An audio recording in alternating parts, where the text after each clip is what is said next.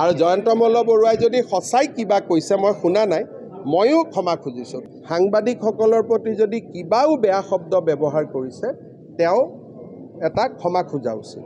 তই কেনেকৈ কৈছে নাজানো, এই কথাটো মই আপোনালোকক বহুত দিন আগতে কৈছোঁ। কিন্তু জয়ন্ত মল্ল বৰুৱাৰ শব্দৰ ব্যৱহাৰবিলাক ঠিক হোৱা নাই। কিন্তু মই এইটো কথা আপোনালোকক বেলেগ কৰি কৈছিলোঁ। মই কৈছিলোঁ যে হেমকোখন আমাৰ জাতীয় সম্পদ আৰু হেমকোক যোনে তোনে প্ৰচাৰ কৰিব পাৰে। হেমকোক ইজ নট আণ্ডাৰ কপিৰাইট আৰু সেইকাৰণে প্ৰকাশন পৰিষদে এতিয়া হেমকোক বনাই আছে। কিন্তু সেইটো ক'ব যাওঁতে কাৰ ল'ৰা কোন ছোৱালী ইমান কোৱা দৰকাৰ নাই, কাৰণ মানুহক ক'লে মানুহে বুজিয়ে পায়। সেইকাৰণে মই ভাবোঁ জয়ন্ত মল্ল বৰুৱাই যিকেইটা শব্দ ব্যৱহাৰ কৰিছে শব্দকেইটা ঠিক নহয়।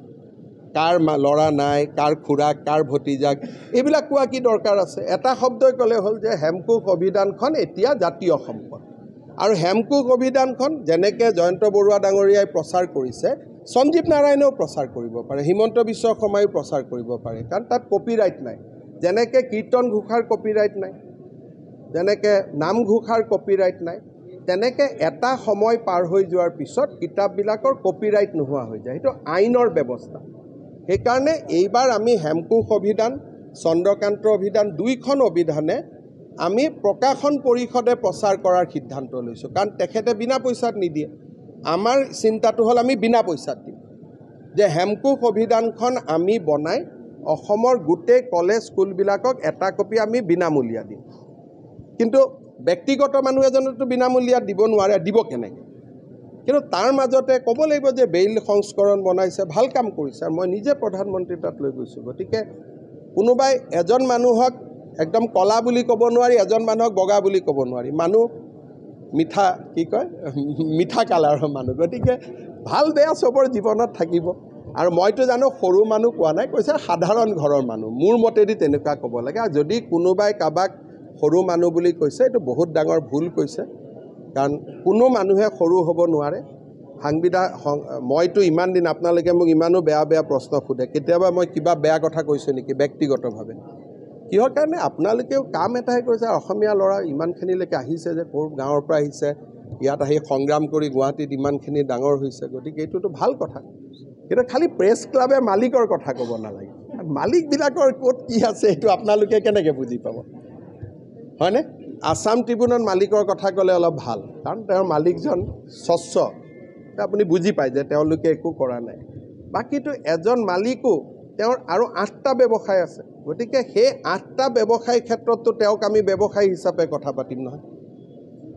এজন মানুহৰ মাথা আছে 8টা, এটা মাথা হ'ল পেপাৰ আৰু বাকী 7টা মাথা হ'ল বিজনেছ। গতিকে ইনকাম টেক্সে ৰেইড কৰিব গ'লে বাতৰি কাকতৰ মালিক বুলি ৰেইড কৰিব নাযায় নহয়। যে বিদ্যুৎ পৰিষদৰ ঠিকাদাৰ বুলি ৰেইড কৰিলে, কাৰোবাক মটৰ গাড়ী মালিক বুলি ৰেইড কৰিলে, কাৰোবাক পলিটিচিয়ানৰ ৱাইফ বুলি ৰেইড কৰিলে, কাৰোবাক আন কথাত কাৰোবাৰ লগত মিলি কোম্পেনী কৰা বুলি ৰেইড কৰিলে। গতিকে আমাৰ সকলোৰে ক'ৰবাত ক'ৰবাত কিবা এটা আছে না। গতিকে সেই এংগলটোক আপোনালোকে নিজৰ বুলি ল'ব নালাগে। আৰু মইতো এইটো বিচাৰোঁ যে মালিকসকলৰ আজিকালি ইমান ইনকাম, আপোনালোকক ভাল কৰি দৰমহা দিব লাগে। ৰাতি দিনে আপোনালোক এনেকৈ ঘূৰি থাকে। মইতো উল্টাই কওঁ, কাৰণ প্ৰত্যেকজন মালিকৰ ইনকাম মই জানো। কাৰণ কোনোবাজন মালিক PW কণ্ট্ৰেক্টৰ, কোনোবাজন মানুহ ASCBৰ কণ্ট্ৰেক্টৰ। গতিকে চবেই কিমান টকা আনে মইতো চব জানো। গতিকে অসমৰ জাৰ্নেলিষ্টবিলাককে আটাইতকৈ কম দৰমহা দি ৰাখিছে না ঘৰ আছে। কোনোবা এজনৰ বেমাৰ হ'লে মোৰ ওচৰত আহি যায় এপ্লিকেশ্যন, মই কৰি ভাল পাওঁ। কিন্তু মালিকজনেতো মিনিমাম 10 লাখ টকা দিব লাগে। মইতো সেইটোকে কৈ থাকোঁ। মই যেতিয়াই মালিকবিলাকক লগ পাওঁ মই কওঁ যে জাৰ্নেলিষ্টকেইজনে ইমান, মই ৰাতি 12টাতো ইয়াত আহি ধৰিব, 5টাতো আহিলে উঠি আহিব, হয় নহয়? গতিকে দিল্লীততো জাৰ্নেলিষ্টবিলাকে ভাল দৰমহা পায়। ইয়াত টাইমছ নাও, ইণ্ডিয়া TV ভাল দৰমহা দিয়ে। অসমত দৰমহাই নিদিয়ে। ওই গাঁৱৰ যিবিলাক মফচলীয় সাংবাদিক আছে তেওঁলোককতো কিবা এটা নিউজ দিলে 100 টকা দিয়ে। বেচেৰাহঁতে কয় যে বাইট এটা দিয়ক ছাৰ, নহ'লে 100 টকাটো আমাৰ মিছ যাব। এতিয়া মই ইমান মুখ্যমন্ত্ৰীয়ে কথা নকয়। মোক এজন পেপাৰৰ মালিকে ফোন কৰিছিল, তই মুখ্যমন্ত্ৰী ইমান কিয় কথা কওঁ, নকওঁচোন। মই ক'লোঁ দাদা নক'লে যে ইহঁতৰ টকাটো মিছ যাব, যিকেইজনে থাকে। সেইকাৰণে মই তামোলপুৰতো গ'লে নামি গাড়ীখনত কথা পাতি আহোঁ, বাক্সাত গ'লেও কথা পাতি আহোঁ, কাৰণ তেওঁলোকে পাৰ নিউজত টকা পায়। মই কিবা এটা ক'লেহে টকাটো পাব। গতিকে মই তেনেকুৱা আপোনালোকক ইনডাইৰেক্টলি সহায় কৰি থাকোঁ, সকলোতে নামি দিওঁ, ক'তো এনেকুৱা জেগা নাই। এটা সাংবাদিকৰ কাৰণে মিনিমাম পে' এটা হ'ব লাগে, 8 ঘণ্টাতকৈ বেছি কাম কৰোৱাব নালাগে।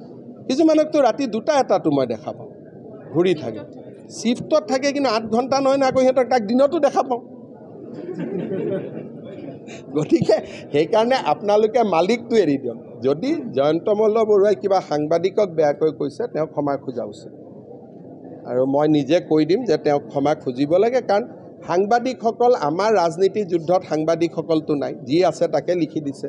গতিকে সাংবাদিকক যদি সঁচাই, মইতো শুনা নাই, সাংবাদিকসকলৰ প্ৰতি যদি কিবাও বেয়া শব্দ ব্যৱহাৰ কৰিছে, তেওঁ এটা ক্ষমা খোজা উচিত।